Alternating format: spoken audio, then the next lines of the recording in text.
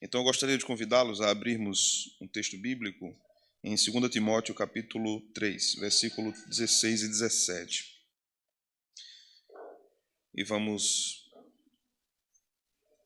pensar na teologia das aplicações a partir desse texto.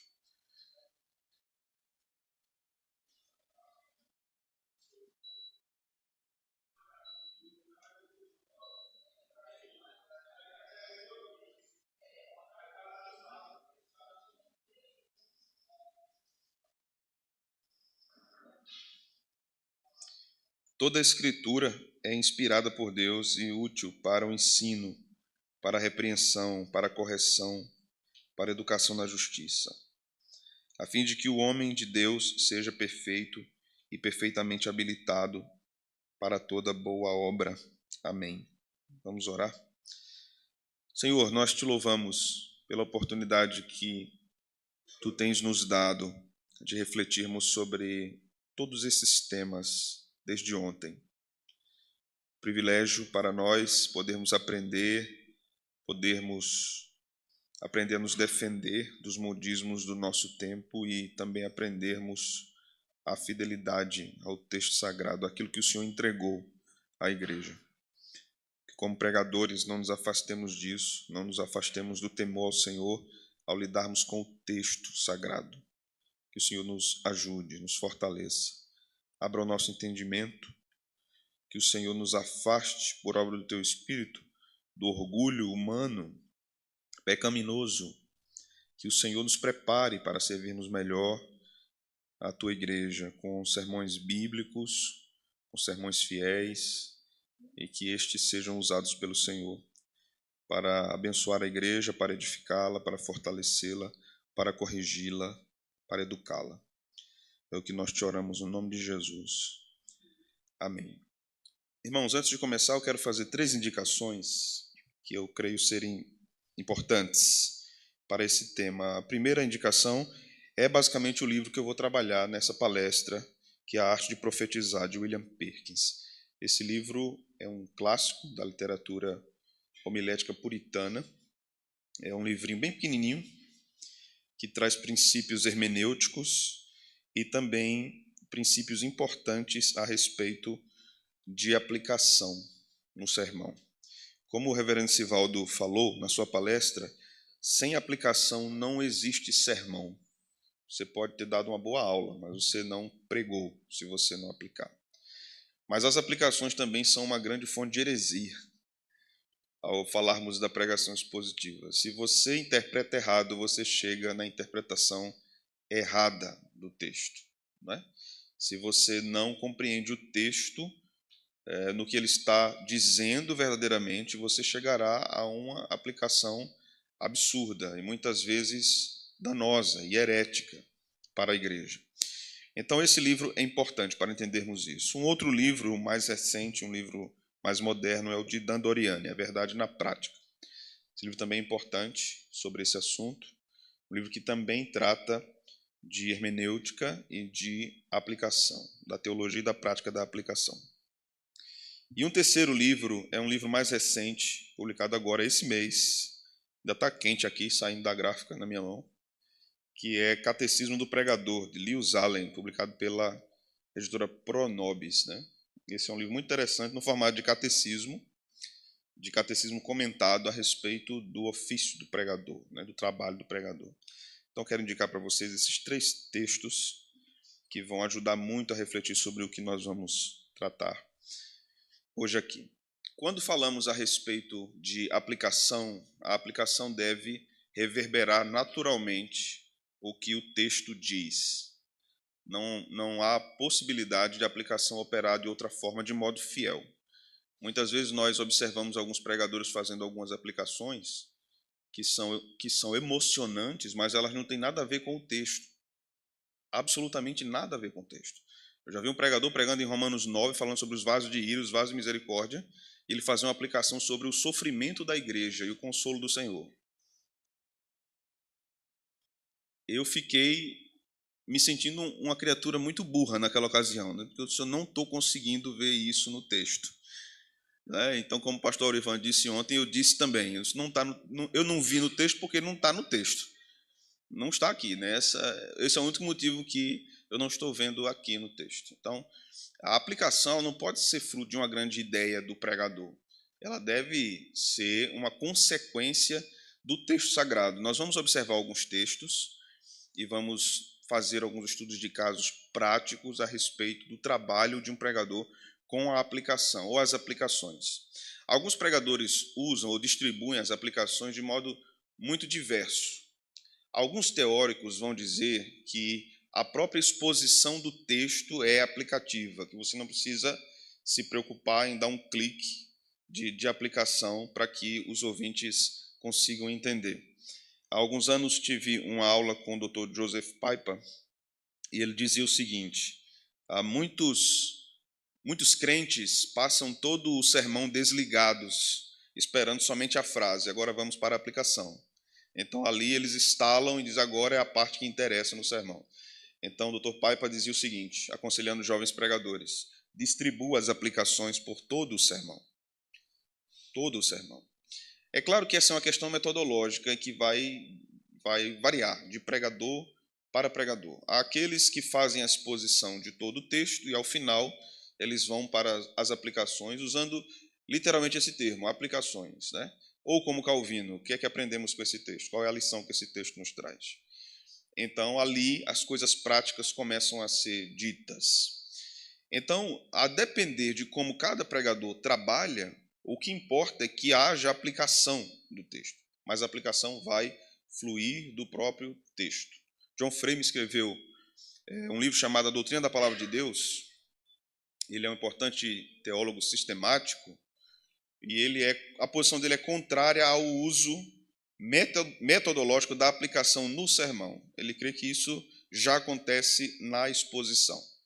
Mas observe, quando eu leio um texto, vamos pegar um texto aqui de Tito. Você está em 2 Timóteo, mas você vai comigo para Tito, por favor.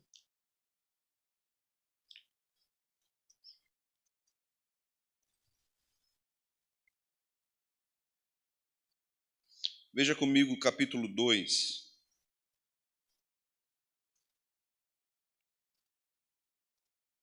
Versículo de número 1. Tito 2, versículo de número 1.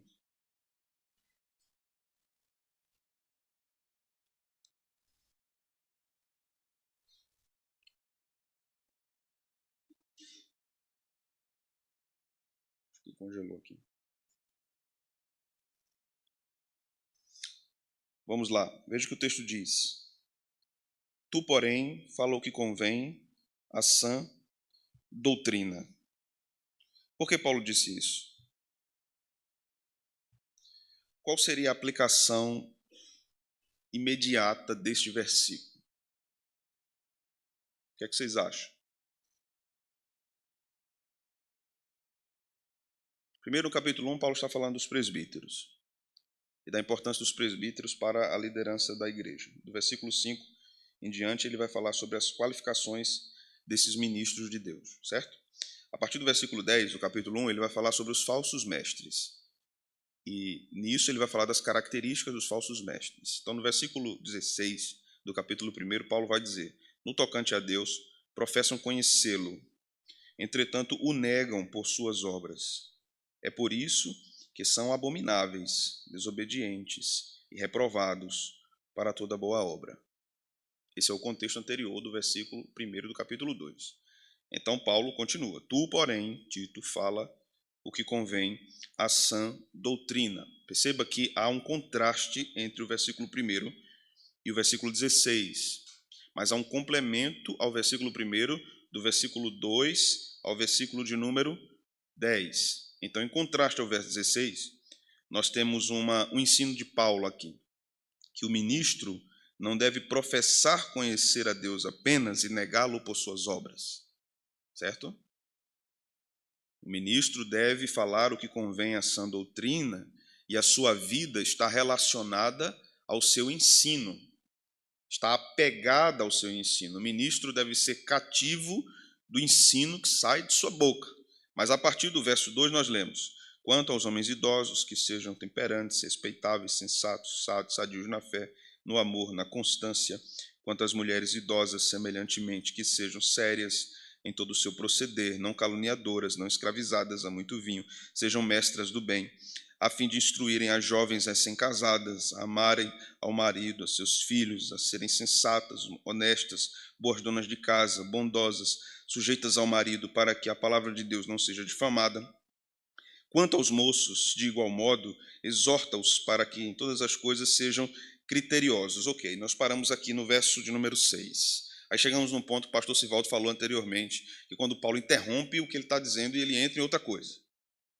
Então no verso 6 ele volta a falar do ministro, da pessoa do ministro. E o verso 6 complementa o verso 1. Você não pode ler o verso 1 sem o verso 6. O verso 6 vai dizer o verso 7. O verso 7 vai dizer o seguinte: torna-te pessoalmente padrão de boas obras. Quais são as boas obras? Ensino, mostra integridade, reverência, linguagem sadia, irrepreensível, para que o adversário seja envergonhado, não tendo indignidade nenhuma que dizer a nosso respeito. Perceba que o verso 7 e o verso 8 também são um contraste ao verso 16 do capítulo 1. Paulo está dizendo a Tito que ele deve fazer o contrário do que fazem os falsos mestres, que ele não deve professar apenas conhecer a Deus. Ele deve viver em função do Evangelho. Vivendo em função do Evangelho, nessa harmonia de teologia com vida, o pastor instrui homens idosos, mulheres idosas, mulheres jovens, homens jovens. Instrui homens idosos a instruírem homens jovens, instrui mulheres idosas a instruírem mulheres jovens. Isso tudo está relacionado à fala o que convém a sã doutrina. Certo? Então, qual é a aplicação que fazemos aqui para o versículo 1? Alguém pode fazer a seguinte aplicação: o ministro não pode falar heresia. Ele tem que estudar muito o texto. Ele não pode subir no púlpito e falar o que ele pensa. Está errado vocês acham que está errada essa aplicação? A frase está errada, mas é isso que o texto está dizendo? Não. O texto não está dizendo isso. Há um perigo quando nós pegamos um texto, um versículo, e queremos desenvolver uma aplicação com base no mesmo assunto. Isso acontece muito. Então, se o texto fala de um assunto, eu desenvolvo uma aplicação relacionada a este assunto. Isso acontece, mas muitas vezes não está conectado ao texto. Não tem a ver com o texto. Fala o que convém a sã doutrina para Paulo aqui, é a instrução de Tito às idosas, aos mais velhos, aos mais jovens, e a harmonia do que ele ensina com o que ele vive como ministro. Essa é a aplicação imediata do texto. Agora vamos para outro texto, Filipenses capítulo 2.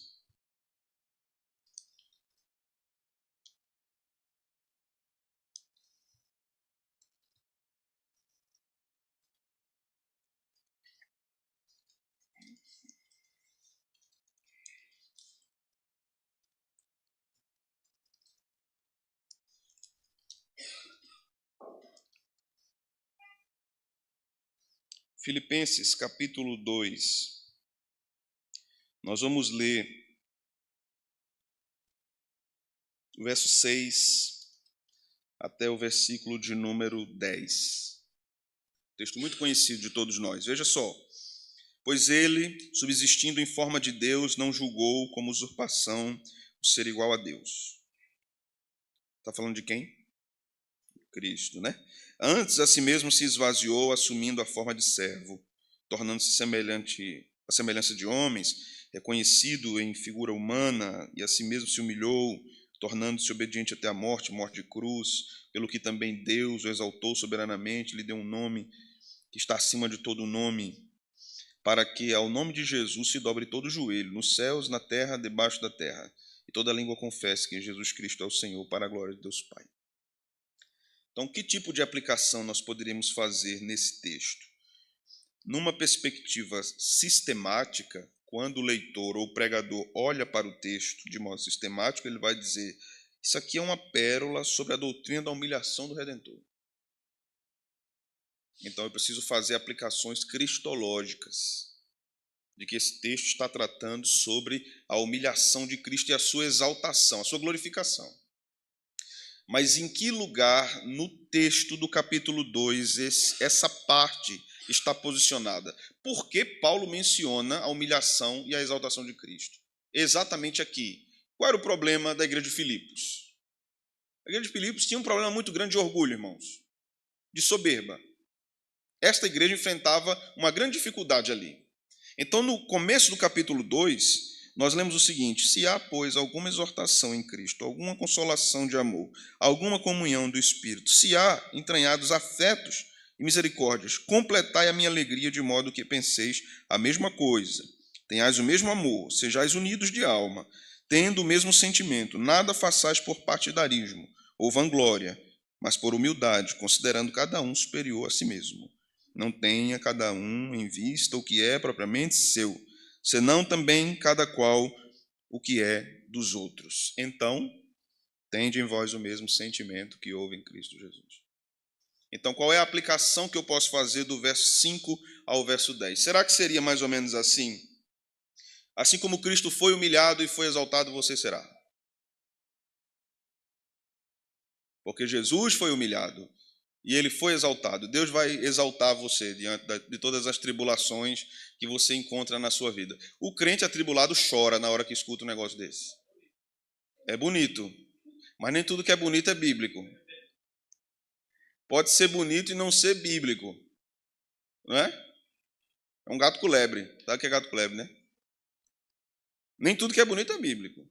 Alguém pode dizer, ou limitar a aplicação simplesmente aqui, a obra redentora de Cristo da humilhação. Estaria errado frisar, em termos teológicos, a obra de humilhação de Jesus nesse texto. Em termos teológicos não está errado, mas em termos expositivos, eu estou desconectando isso do restante do texto. Então, o texto só faz sentido se eu ligo a humilhação de Cristo à soberba dos filipenses. Paulo está falando da humilhação de Cristo, porque Paulo está tratando da humildade de Cristo na sua encarnação, em contraste com a soberba dos filipenses. Então, o pregador, quando vai trabalhar as aplicações, ele precisa conhecer o texto. Precisa conhecer a dinâmica do texto, a teologia do texto. Então, o que muitos pregadores iniciantes, inexperientes, muitas vezes fazem? Eles vão estudando o livro à medida que vão expondo o livro na igreja. Esse é um problema, porque ele não conhece o texto. Vai chegar numa altura que ele vai dizer, ele vai olhar para trás e vai dizer, falei muita besteira. Falei muita besteira. Porque o que foi que eu fiz? Não é? O que foi que eu fiz? Então, um outro texto que muitas vezes o povo pega, vós sois o sal da terra. Então, aplicação imediata. Irmãos, a Bíblia nos ensina aqui que nós devemos evangelizar. Nós somos o sal da terra e a luz do mundo. A Bíblia está dizendo aqui que temos que evangelizar. Qual é a ligação aí que você faz de sal com evangelização? Me diga aí. Qual é a conexão do sal? Aí vamos lá, para as análises teológicas. É porque o sal salga. E varão, salga. É porque naquela época não tinha geladeira. Aí você botava o sal, né, na carne para conservar a carne. Certo, e cadê a evangelização? Esse texto realmente está falando de evangelização? Está falando de quê? Qual é o contexto dele? Está falando de caráter cristão. De caráter cristão. Então, quando você desconecta o texto do seu sentido, no texto em que ele está inserido, no texto maior, você vai chegar a várias conclusões aplicativas absurdas, ridículas ou até bonitas, mas não bíblicas, não fiéis ao texto. Mas vamos caminhar um pouquinho aqui com Perkins. Veja o que ele vai dizer sobre o que é a aplicação. A aplicação é a habilidade pela qual a doutrina que foi adequadamente deduzida da Escritura é manuseada de forma adequada às circunstâncias do lugar e da época e do povo da congregação. Veja que essa fala é importante. Veja que a aplicação é deduzida da própria Escritura, mas ela não desconsidera o lugar, o povo e a época. ela não pode somente considerar o povo, o lugar e a época sem a Escritura. Ela precisa fazer isso por meio da Escritura. Eu preciso ler e interpretar a Escritura, e eu preciso, como nós já vimos, ler e interpretar o meu tempo, a minha cultura, a minha época, o meu povo, onde eu estou inserido. Né? Então, se você prega para um povo que não está acostumado, por exemplo, com a pregação expositiva, talvez no início você tenha alguns tipos de problemas, né? Quando você chegar em algumas aplicações do texto. Porque aquela pessoa pode pensar que você está falando da vida dela, né? Que alguém disse a você alguma coisa. Já me perguntaram isso, quem foi que lhe contou? Já aconteceu isso contigo já? Quem foi que lhe contou? Vejo que és profeta, né? Vejo que és profeta. Você chega a... Eu me lembro de uma ocasião que eu estava pregando em Gênesis. E eu cheguei na parte da morte de Sara. E uma das aplicações foi sobre como Abraão teve que lidar com o luto da sua esposa. E tudo que aconteceu ali, né? Veja, o foco do texto não é a morte de Sara, nem o luto de Abraão. O foco do texto é que Abraão, na compra da terra, ele toma posse da terra da promessa.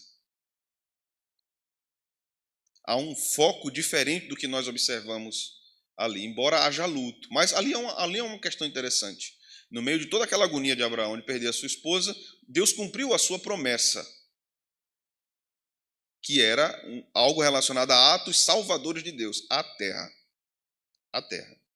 E eu fui falando sobre o texto, falando sobre a viuvez de Abraão e tudo mais. Na igreja, nessa época, tinham 4 viúvas, perderam o marido na mesma época.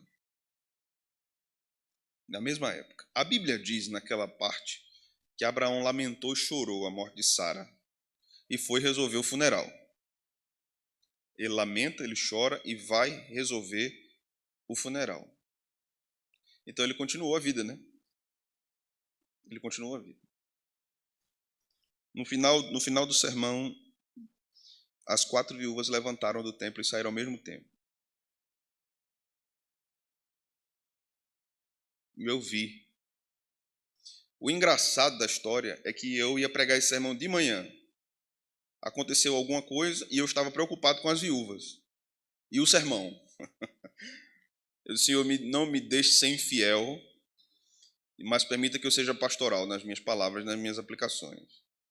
E eu ia pregar de manhã e não preguei, aconteceu alguma coisa que eu não me recordo, e elas não foram de manhã, né? E eu disse, elas não vieram de manhã, elas não vêm à noite. Era um grupo de irmãs, geralmente iam de manhã, não iam à noite. De noite elas estavam. E ouviram o sermão.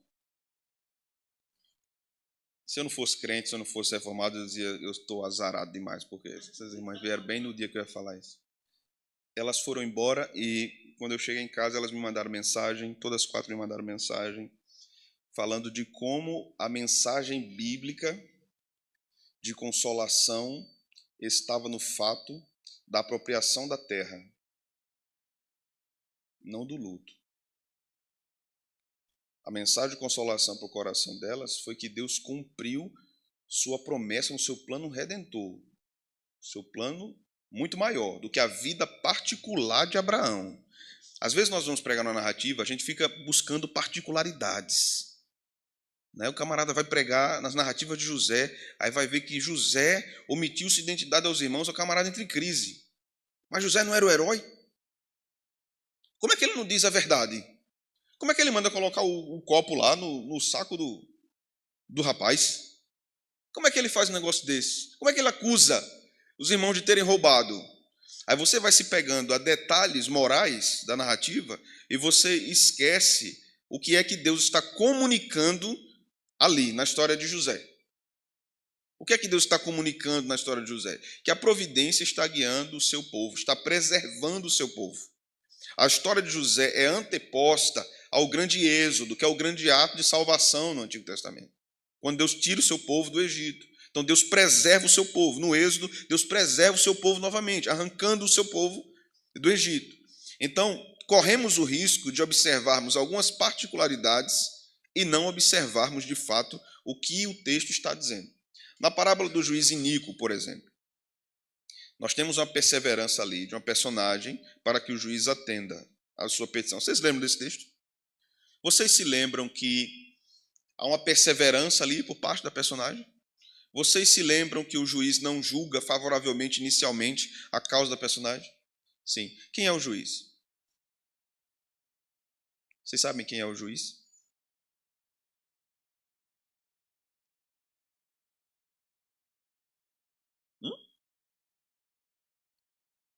É Deus, né? Não é Deus, não? É não? Quem é quem? Quem é que atende a oração de um crente? Deus. Aquela mulher está pedindo para ser socorrida. É uma parábola. E ela está pedindo a um juiz iníquo. O juiz iníquo representa quem?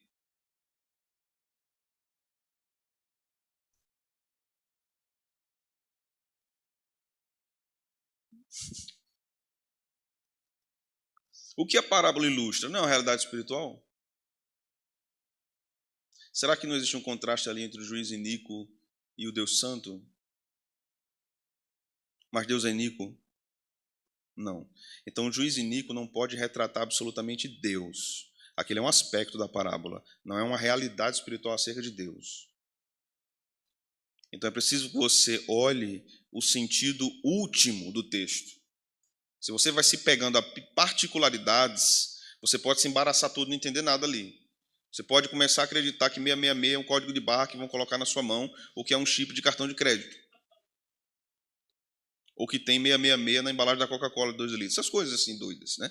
Você pode chegar a essas conclusões se você não se aproxima do texto como o texto precisa ser interpretado. Vamos lá. Perkins continua aqui. Esse conceito bíblico de exposição da Escritura, ele menciona aqui Êxodo 34, 15 a 16. Eu mesmo apacentarei as minhas ovelhas e as farei repousar, diz o Senhor Deus. A perdida buscarei, a desgarrada tornarei a trazer, a quebrada ligarei e a enferma fortalecerei. Perkins usa esse texto de Êxodo 34 para ilustrar o que a aplicação deve fazer no coração do povo de Deus. Como é que a aplicação deve operar? Como é que Deus opera no coração de suas ovelhas?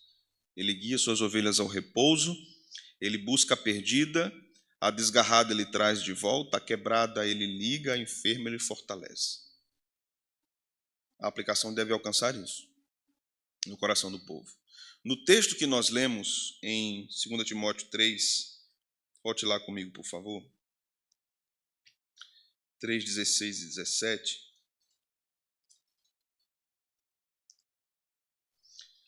Nós temos aqui objetivos claros da palavra, da Escritura, e esta relacionada ao povo de Deus. A Escritura é inspirada e, por isso, ela é útil para o ensino, para a repreensão, para a correção, para a educação na justiça, a fim de que o homem de Deus seja perfeito, perfeitamente habilitado para toda boa obra. Agora, observe o que Paulo vai falar sobre a pregação dessa Escritura, que deve instruir, que deve corrigir, que deve ensinar, que deve repreender, que deve educar. Veja o que Paulo vai falar no capítulo 4, verso 2. Prega a palavra, insta, quer seja oportuno, quer não. Corrige, repreende, exorta com toda longanimidade e doutrina. Perceba que o aspecto relacionado ao objetivo da pregação é o mesmo aspecto relacionado ao objetivo da própria Escritura. Então, a pregação não pode fugir ao objetivo que a própria Escritura tem. Se o objetivo da Escritura é ensinar, a pregação tem que ensinar.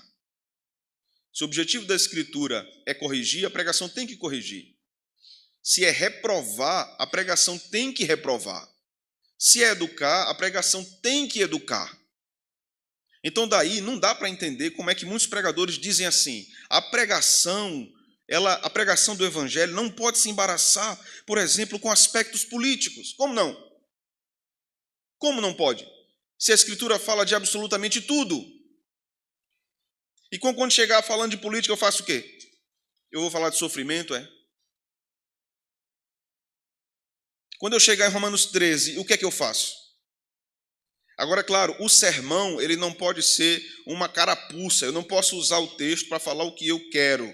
Mas eu tenho que ser fiel ao texto para o texto falar o que Deus quer que ele fale. E o pregador tem que se esforçar apenas para não atrapalhar.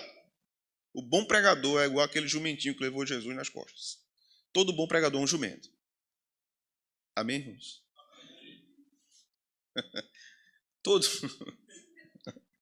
Todo bom pregador é um jumento. Né? Pode botar esse título na minha palestra, Márcio. Todo bom pregador é um jumento. De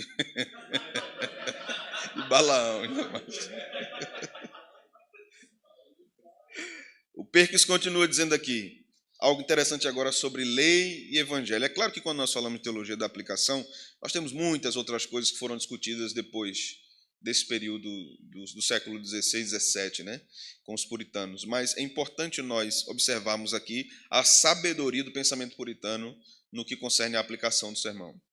Ele diz o seguinte: o princípio básico da aplicação é saber se a passagem bíblica é uma declaração da lei ou do evangelho. Isso aqui não é uma bipartição de lei e evangelho. Isso é você identificar o que é que a Escritura está dizendo. E a gente vai entender o que é que ele fala. Pois quando a palavra é pregada, a lei e o evangelho operam de forma diferente. A lei expõe a doença do pecado. E como efeito colateral, o estimula e instiga. Isso aqui é interessante. Isso aqui é interessante, porque a lei que me diz que eu não devo cobiçar, ao mesmo tempo me instiga a cobiça. Porque a lei não pode corrigir o meu comportamento. Só a graça pode. Só a graça pode. Mas a lei precisa operar na aplicação do sermão. Ele continua. Mas ela não provê remédio nenhum para esse pecado. Contudo, o Evangelho não apenas nos ensina o que devemos fazer, ele também é acompanhado do poder do Espírito Santo. Quando somos regenerados por ele, recebemos o poder de que precisamos, tanto para crer no Evangelho, como para fazer o que ele ordena. Essa é a razão porque a lei deve ser ensinada primeiro, depois o Evangelho. Então, o pecador tem que ser denunciado, o pecado tem que ser mostrado. A pregação expositiva interpreta o coração do crente. A pregação expositiva discerne o coração do crente, expõe o interior do crente e do não crente também. Então, ele vai dividir isso em dois tipos de aplicação, mental e prático. No mental, ele diz o seguinte: a aplicação mental diz respeito à mente, envolve tanto a doutrina quanto a repreensão. Quando envolve doutrina, usa-se o ensino bíblico para instruir a mente, para capacitá-la a julgar de forma acertada aquilo em que deve crer. A repreensão é o uso do ensino bíblico com o propósito de restabelecer a mente de algum erro. Então, nós vivemos, como nós já temos visto esses dias, numa era tomada pela ideologia, tomada. Eu já estive em sala de aula, que nós estávamos estudando sobre a doutrina do pecado, e um aluno disse assim: pastor, eu acho que deveria ter algum tipo de outra tradução, porque a Bíblia vai mostrando sempre o pecado como algo negro, tipo trevas. E essa é uma linguagem bem racista, bem preconceituosa. Primeiro que quando a Bíblia usa esse termo, não tem nada a ver com a cor da pele de alguém. Não tem a ver isso. Mas esta é uma leitura hermenêutica de guerra de classe. Você vai para o texto lendo isso. Você vai com esse pressuposto. O que é que a pregação expositiva faz? Ela não informa apenas a congregação o que o texto está dizendo. Ela ensina a congregação a ler a Bíblia, a interpretar a Bíblia. Por isso que a pregação expositiva fortalece a igreja. E é o método que a Escritura nos ensina para a saúde da igreja. Porque a igreja é ensinada a ler as Escrituras, no contexto das Escrituras, e como as Escrituras se relacionam conosco. A aplicação tem esse poder, então, de trazer o texto antigo para a nossa vida, no nosso tempo, pós-moderno, como nós já vimos, né? Então, ele continua agora sobre os cuidados na refutação do falso ensino nas aplicações. Ele está tratando aqui da aplicação mental. Quando você vai corrigindo, a aplicação mental é corrigir o pensamento errado. Então, os crentes interpretam muitas vezes as coisas de forma errada. O ímpio nem se fale. Então, quais são os cuidados que o pregador deve ter nesse tipo de aplicação abordando questões mentais, pensamentos equivocados a respeito do Evangelho das Escrituras. Primeiro, tenha certeza que você entende perfeitamente o assunto em questão, ou a circunstância da questão que está sendo discutida. Ou seja, não vai entrar num mato que você não sabe se tem cachorro. Entenda o assunto. Segunda coisa, reprove unicamente os erros que normalmente atormentam a igreja. Deixe os outros de lado, se jazem nos mortos do passado, ou não são relevantes ao povo. Ou seja, o que é que adianta eu falar aqui para a igreja, num sermão, a respeito do governo monárquico na época do Brasil Império? Eu tenho que falar para o meu povo, para a sua linguagem, para o seu tempo. No início do meu ministério, eu fui pregar numa igreja, num sítio. Era dentro de um sítio. E o culto lá era no domingo de 10h30 da manhã. E era um sítio que tinha várias famílias. E os animais ficavam soltos, assim. Às vezes um jumento entrava do lado da igreja, assim, E um dia parou um jumento, nesse dia que eu estava pregando, na porta da igreja, na porta. Ele ficou me olhando, né? Eu lá e eu pregando. Aí tinha um irmão na igreja, irmão Zeca, que ele tinha um costume, toda vez que ele chegava, ele ia para a janela e ficava da janela, assim, olhando, né, o culto. Eu acho que se tivesse bom ele entrava, se não tivesse ele ia se embora para casa dele, ficava logo perto, assim. E eu comecei a pregar lá, e a lei naquela igreja é que o pregador tinha que pregar 20 minutos, não podia pregar mais do que isso, não. Era 20 minutos. Pregasse mais do que isso, o povo reclamava. E eu não sabia dessa lei. Eu já estava lá para os 45 já do segundo tempo. E o jumento na porta da igreja começou a relinchar. Agora era alto, que nem eu me ouvia no microfone. Aí o irmão Zeca olhou lá, chegou na porta e fez: nem ele está gostando, quanto mal o povo.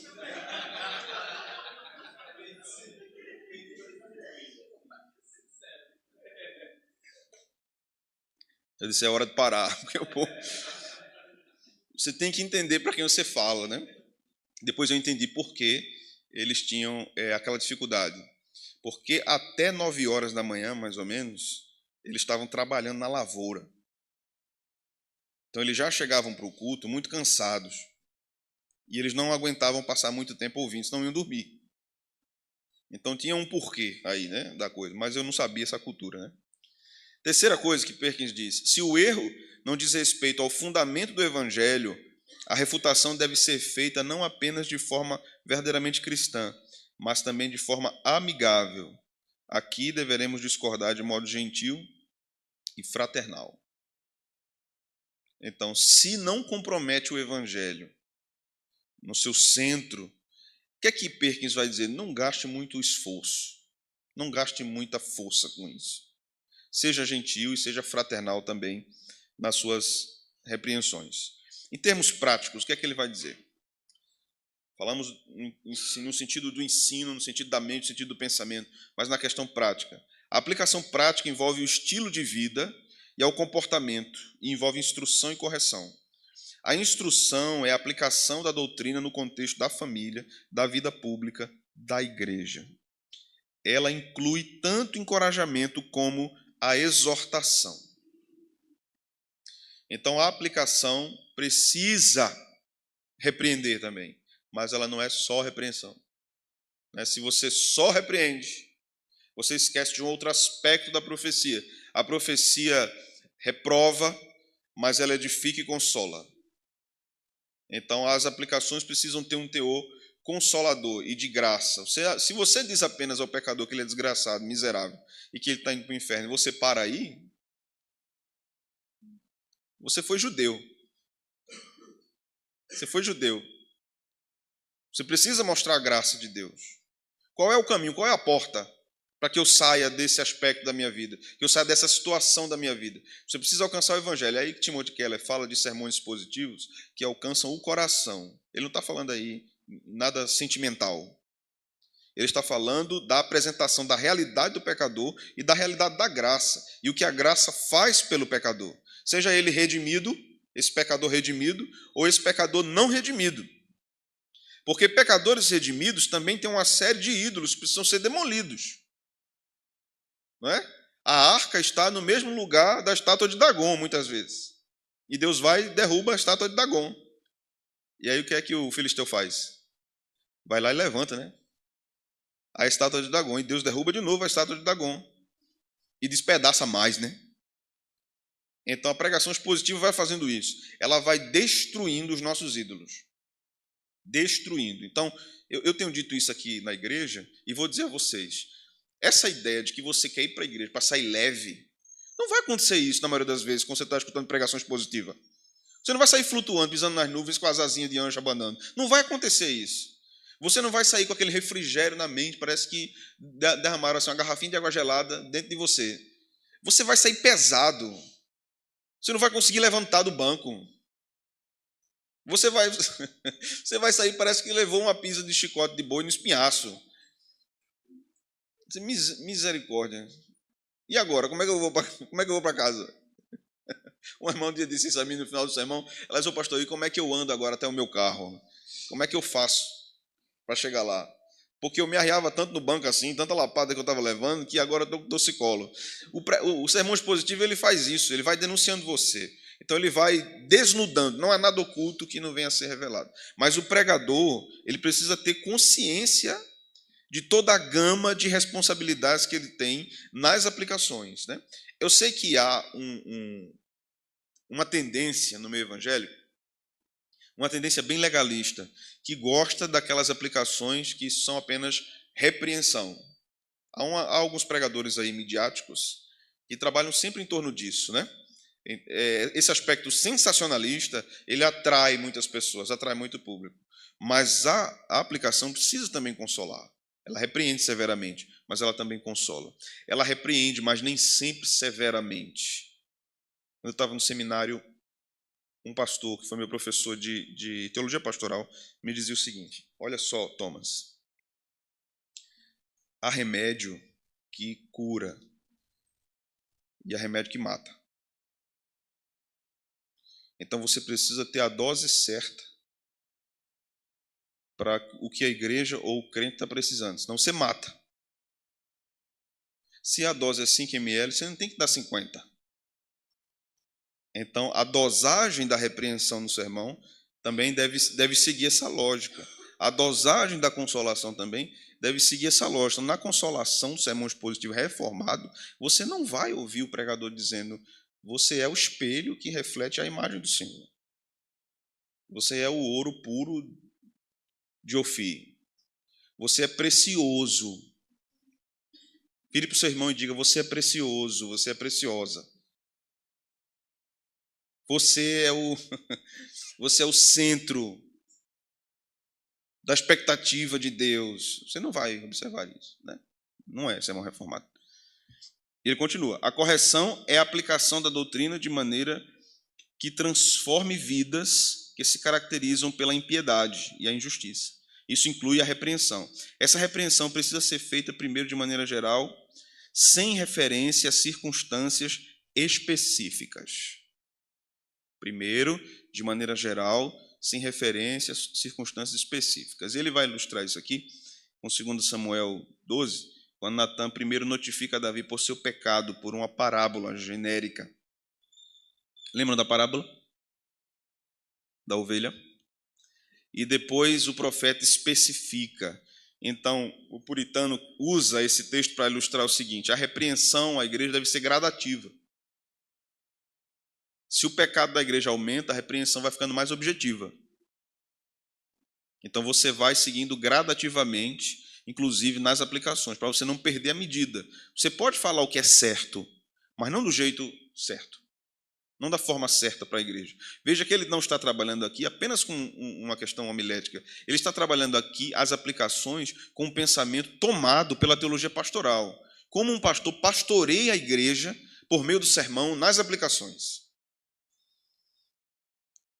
Paulo faz isso também, ele menciona Atos 19, vocês podem conferir depois, eu posso mandar esse material também para vocês depois.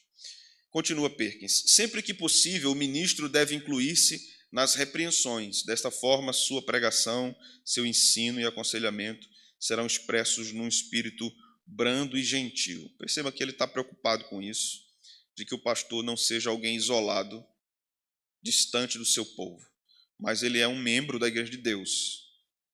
Então, ele toma para si também aquilo que está acontecendo no meio do seu povo. Daniel vai nos dizer: a nós pertence o corar de vergonha, na sua oração. Ele toma aquilo. Esdras, quando ora pelo povo, também toma para ele os erros do seu povo. Ele se inclui naquilo. Então, isso, eu não gosto muito dessa palavra, porque ela tomou um ar muito progressista, mas ele está querendo falar aqui em termos mais modernos, de empatia.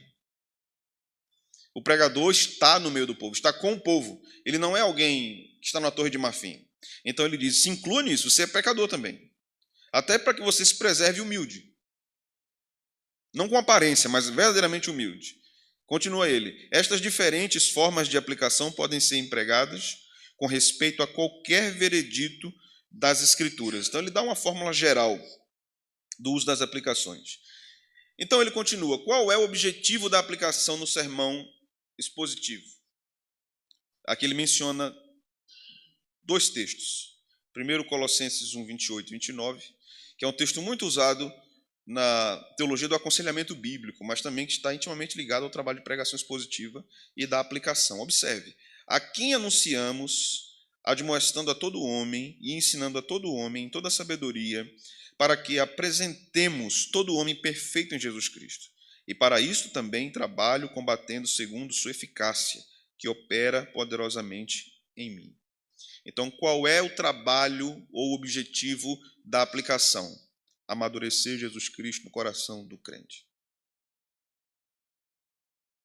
Levar o crente à maturidade. De que forma? De forma sábia, advertindo, admoestando, aconselhando.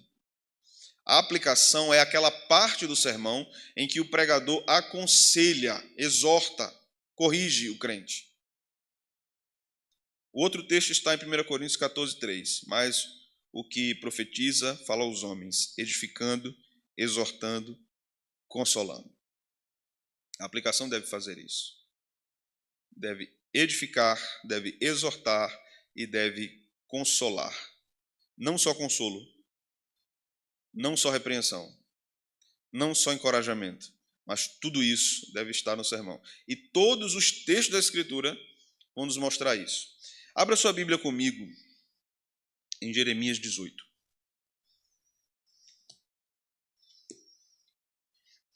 Eu quero dar um exemplo a vocês com esse texto.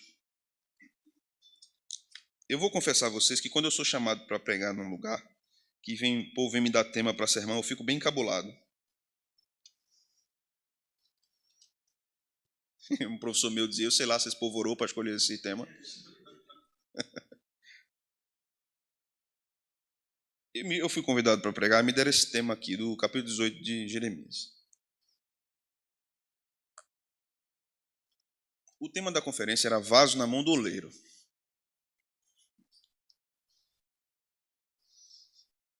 Quando eu era criança, eu ouvia algumas falas a respeito desse assunto, né? Que o Senhor nos molda, que nós somos vasos nas suas mãos, de que Ele desmancha o vaso e Ele faz outro vaso. E muita emoção envolvida em tudo isso. E então me deram esse texto aqui, e eu fiquei preocupado com o que eu ia dizer. Porque a ideia da conferência, Márcio lembra, né, Márcio? A ideia da conferência era avivamento. A ideia era avivamento. Era para o povo avivar. Aí me chamaram para um negócio desse, né? Logo eu. E eu fui, né? Eu não sei quem é mais doido, quem me chama ou se eu que vou para essas coisas.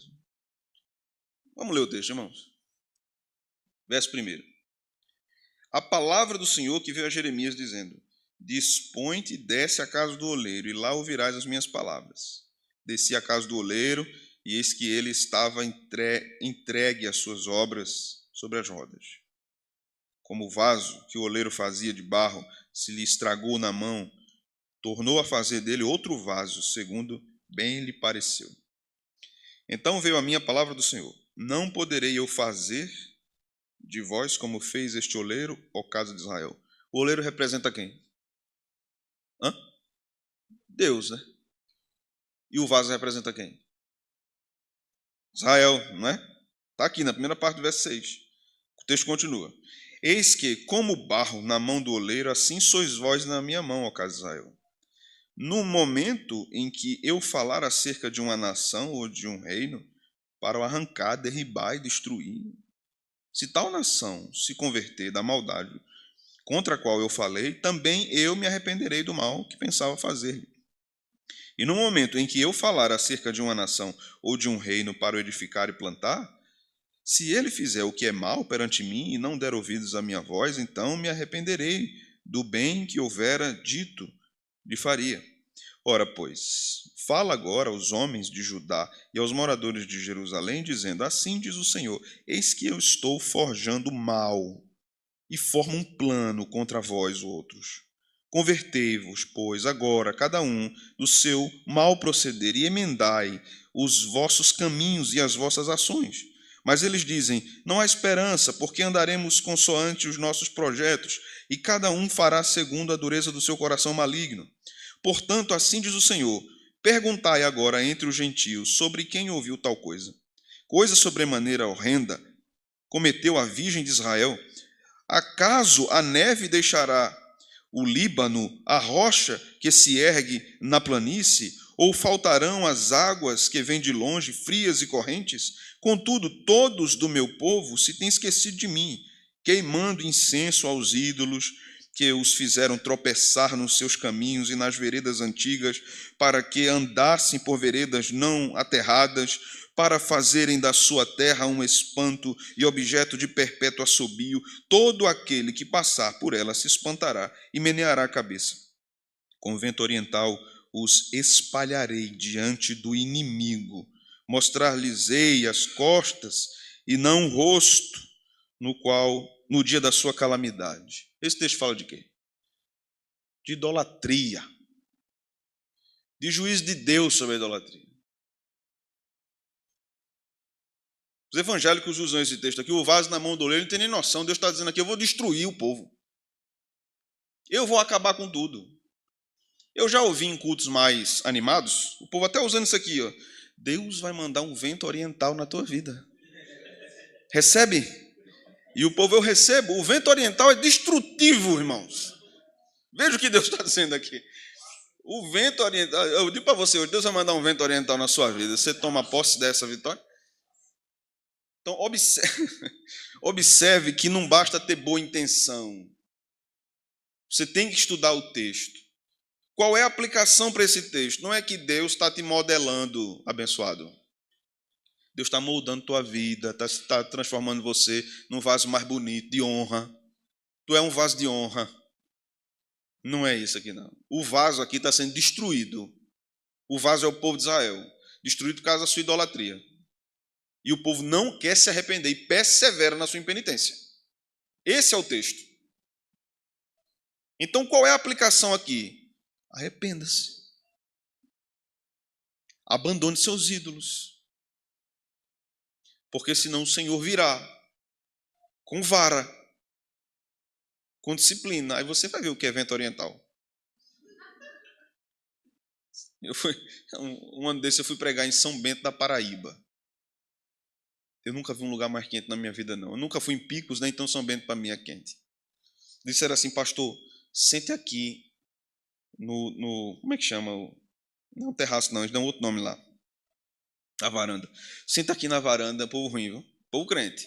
Alpendre. Senta aqui no alpendre, já sopra um ventozinho, uma brisazinha, que o senhor vai gostar. E eu me sentei, fiquei na cadeira de balanço, lá disse: não, vá para a rede. Aí eu fui para a rede. Eu fui para a rede. E o caba de Recife, né? Eu fiquei lá na rede parado. O povo começou a mangar, né? Pastor, na Paraíba ninguém fica parado na rede, não. A rede tem que balançar. A rede só fica parada quando você dorme. Balance, homem, balance. Eu estou esperando o vento. Isso vai chegar, já vai chegar. Mas, meus irmãos, daqui a pouco soprou um vento que parecia que tinham acendido uma tocha de fogo, botado um ventilador na frente assim. Eu disse, misericórdia, o que é isso aqui? Disse, é o vento, pastor. Eu disse, isso é o vento oriental que a Bíblia fala. Né? E chega destruindo tudo. Mas depois tinha um rio perto, a gente foi para o rio, aí tudo se resolveu. Sim.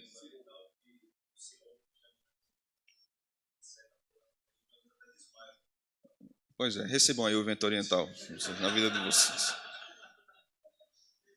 Eu acho que Caruaru está tendo um vento oriental por esses dias, porque o negócio aqui está quente.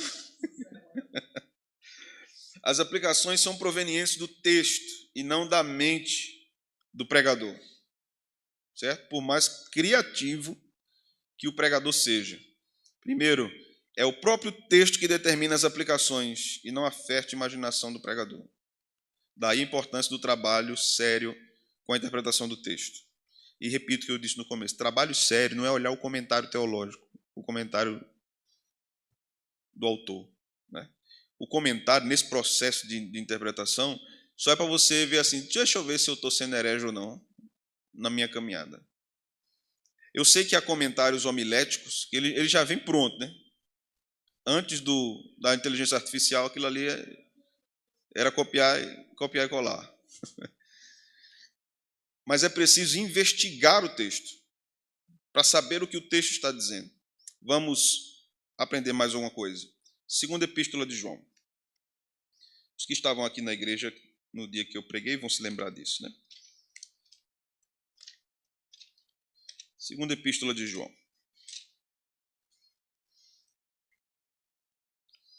Versículo 1.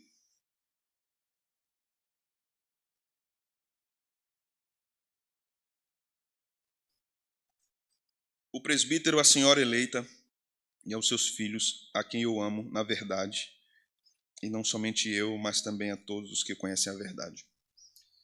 Veja o verso 13. Os filhos da tua irmã eleita te saúdam. Algumas coisas aqui a perceber. Primeiro, quem é essa senhora eleita? Para quem o João escreve. Segundo, quem é a irmã dela? Terceiro, será que João está sendo afoito demais dizendo que ama essa mulher? Ele está dizendo aqui, né? Eu amo a senhora e seus filhos. Veja que audácia. João é um homem de 90 anos. Está bem saidinho, não, mas não é isso, irmãos. Não é isso. Quem é a senhora eleita? Nós vamos ter que entender tudo que o texto está falando para a gente chegar nas aplicações corretas. Primeiro, João identifica-se como o presbítero, um ancião. Ele se inclui como um pastor da igreja de Deus. Então, o presbítero é o próprio João.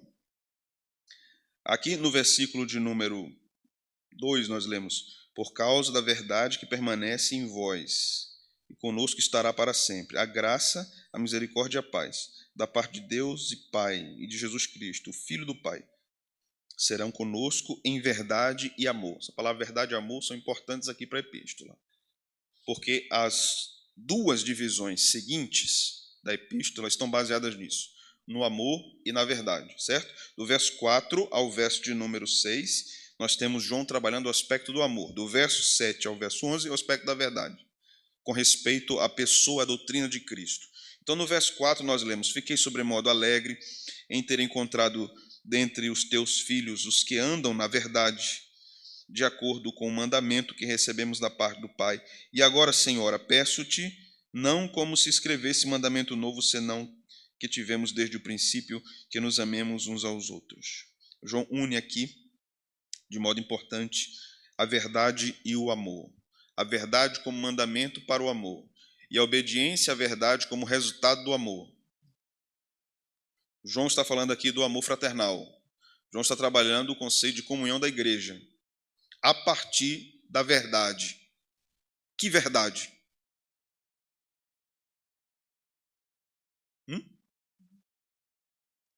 Que verdade? Verdade do Evangelho. Nós devemos nos lembrar que Jesus resume os 10 mandamentos em 2. Lembram disso? O amor a Deus, o amor ao próximo. Esse é um resumo das 2 tábuas da lei. Então, o que é a verdade? A verdade é a harmonia entre o que se diz de uma coisa e o que aquela coisa é, verdadeiramente. Por isso Jesus disse que ele é a verdade. Porque ele é a maior expressão do que é salvação. E não há dissonância nisso. É harmônico. O seu discurso com o que ele fez e com o que ele mostra que ele é verdade. Então o texto vai mostrar aqui que a vida da igreja é uma vida de amor e verdade. A senhora aqui é a igreja. A senhora é a igreja. A igreja deve andar, então, em amor e em verdade. O amor recíproco na igreja é resultado da relação que a igreja tem com o ensino do evangelho, com a verdade. Agora, você percebe que quando a gente vai estudando isso, de fato, quando nós vamos explicando o texto, é impossível não sermos aplicativos. Embora quando nós sigamos explicando o texto, já sejamos aplicativos, o pregador precisa ser mais específico para a realidade da sua comunidade, para a realidade do seu povo. Porque em determinadas culturas, hospitalidade pode ser algo muito diferente de outro lugar. Eu me lembro de um pastor do sertão da Paraíba que ligou para mim e disse: recomende para mim um pregador bom para pregar aqui no acampamento de nossa igreja, já que você não pode vir. Aí recomendei um pregador, certo? Ele marcou com um homem no hotel, o pregador foi. Pregador da capital, de Pernambuco. O pregador veio, subindo, não sei o quê, parou no Rei da Coxinha, parou não sei aonde, parou em vários lugares, comeu pamonha, chegou no hotel para pregar na hora do jantar. Aí o pastor foi recebê-lo: seja bem-vindo, pastor. Vamos jantar? Ele disse: não, eu já comi, meu irmão. Fica à vontade. O pastor repetiu: vamos jantar? Ele disse: não, meu irmão, vou ficar aqui mesmo. Eu já jantei.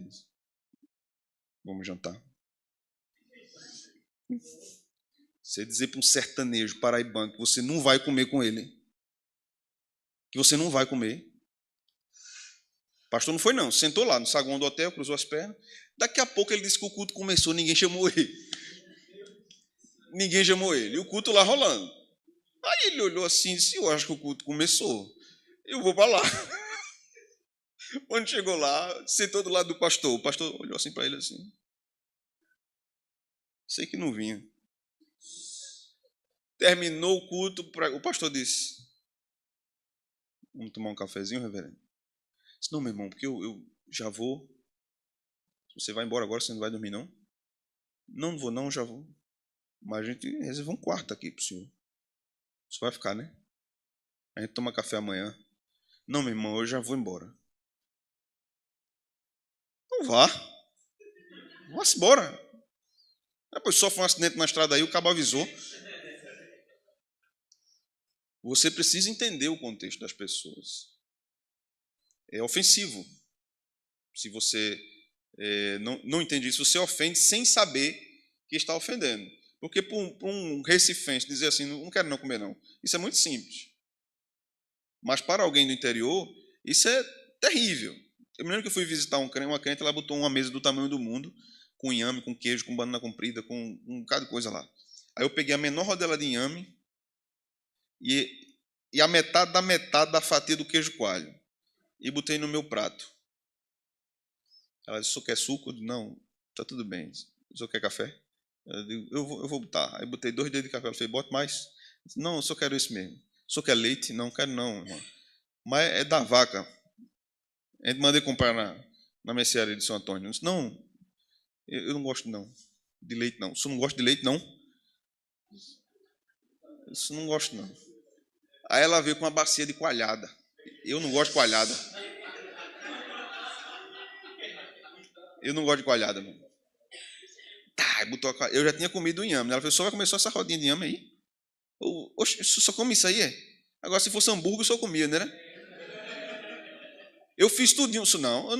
Eu não passei a tarde toda na cozinha. Preciso comer uma rodelinha de inhame desse tamanho e uma fatia de queijo coalho. Agora vai, bota a coalhada, vá. Agora a mulher crente, um sertanejo. Eu disse: irmã, é porque eu não gosto de coalhada, não. Eu falei: o senhor já leu Gênesis 18? O anjo que Abraão chamou de Senhor comeu coalhada. Então, meu Senhor comeu coalhada. O senhor não vai comer, não? Eu disse: mas de que ele comeu carne também, irmã, do carneiro. Só tem um pedacinho de carne aí para mim que eu como. Esse outro lado, eu pego o outro lado que o senhor fez da carne, né? Ela disse, o senhor vai comer coalhada. Eu comi. Eu disse, tem um granulado aí, chocolate, alguma coisa para comer Toddy em pó, eu botar aqui em cima. Eu tive que comer. Se eu não comesse, era ofensivo, de fato, né? E eu comi. E eu comi, ela ficou satisfeita, porque na hora que eu saí da casa, ela virou para o marido e fez, pastor, comeu coalhada, adorou minha coalhada. Não foi, pastor? Eu digo, foi, serva. Estou aqui para dizer que foi. Então vamos lá. Então, a aplicação primeiramente é centrada em Deus, a aplicação reprova o pecado, a aplicação mostra o caminho a ser seguido, mas pelo poder da graça divina, senão se torna legalismo. Então, a direção da aplicação é sempre por meio da graça, por meio do evangelho. Então, se você fica batendo na tecla que o crente tem que abandonar o pecado, você não apresenta a graça, ele vai dizer, sim, mas eu estou lutando com isso há muito tempo. Eu estou lutando com ansiedade, eu estou lutando com depressão, eu estou lutando com pânico, eu estou lutando com consumismo, eu estou lutando com glutonaria, ou eu estou lutando com anorexia, e eu não consigo. Tu está falando aí para eu continuar lutando, mas eu já estou lutando, e agora eu faço o quê? Você tem que apresentar a graça de Deus que fortalece o crente para vencer essas intempéries da vida emocional. A Bíblia oferece esses caminhos. Agora o pregador tem que conhecer também esses caminhos, né?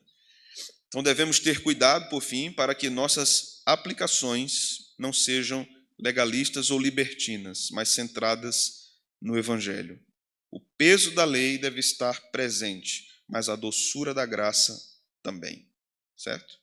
Vou pular essa parte aqui de hermenêutica, que vocês já vão ver muito sobre isso com o pastor Luiz Felipe. E eu vou concluir aqui com esse rapaz. Ele diz o seguinte, se vocês perceberem, todas as palestras mencionaram Lloyd Jones, né? Ele diz o seguinte, aqueles homens, os puritanos, eram pregadores. Eles eram pregadores práticos e experimentais. Ao lê-los, você descobrirá que eles não apenas fornecem conhecimento e informação, mas também fazem algo por você. É isso que a aplicação deve fazer. Por isso que os textos puritanos são tão profundos. Por isso que você procure na internet um sermão puritano. Procure o sermão de Edwards sobre a agonia do Getsemane. Você vai observar uma média de 9 páginas de explicação e mais de 20 páginas de aplicação. A aplicação está repleta de teologia, está repleta do texto. Ela não está dissociada do texto. Mas o alvo, o ápice do sermão é a aplicação. O pregador pensa no texto em termos aplicativos, mas primeiro ele precisa entender o que é que o texto diz para aquele tempo, para aquela época, para aquelas pessoas, para que ele entenda o que é que o texto diz para o seu povo hoje. Que Deus nos ajude, então, a sermos fiéis à pregação bíblica. Amém? Vamos orar ao Senhor. Depois eu vou chamar o pessoal aqui para cantarmos uma música. O pastor Felipe tem a palavra. Ó Deus, te louvamos por tua misericórdia, tua graça, que nos fortalece e nos instrui a termos um pensamento, uma teologia, uma concepção saudável da vida da igreja e da pregação bíblica. Ajuda-nos a não sermos relapsos, a não sermos preguiçosos, a não sermos teimosos, em permanecermos em um estado de letargia espiritual para o ensino da igreja. Ensina-nos verdadeiramente que uma igreja bíblica, boa, firme e saudável é uma igreja que a tua palavra é exposta e aplicada. Nós te agradecemos por esse tempo. Em nome de Jesus. Amém.